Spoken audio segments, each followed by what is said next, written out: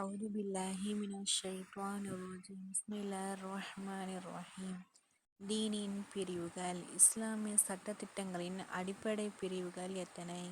இஸ்லாமிய சட்டதிட்டங்களின் அடிப்படை பிரிவுகள் 5. அகாயித் கொள்கைகள், இபாதத் வணக்கங்கள், முஆமலாத் கொடுக்கல் வாங்கல், முஆஷராத் வாழ்க்கை நெறிமுறைகள், அக்லா குணநல ஒழுக்கங்கள். இந்த 5ஐயும் நன்றாக அறிந்து முழு மனதுடன் ஏற்று செயல்படுத்துவதுதான் தீனுல் இஸ்லாத்தை முழுமையாக பின்பற்றுவதாகும். முஆமலாத் கொடுக்கல் வாங்கல் என்றால் என்ன? விற்றல், வாங்குதல், கடன், அமானிதம், அடமானம், மரண உயில் போன்ற கொடுக்கல் வாங்கல் தொடர்புடைய அனைத்தும் முஆமலாத் எனப்படுகிறது.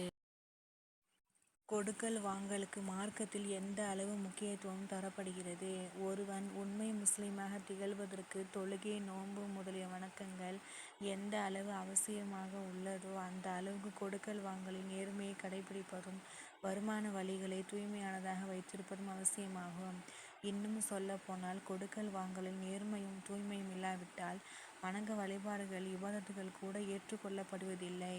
நபிகள் நாயகம் ஸல்லல்லாஹு அலைஹி வஸல்லம் அவர்கள் லா யதுகுலுல் ஜன்னத ஜஸதுன் குரிய பில் ஹராம், ஹராமான தவறான வழியில் பெற்ற உணவால் வளர்ந்த உடல் சொர்க்கத்தில் நுழையாது என்று அருளியுள்ளார்கள்.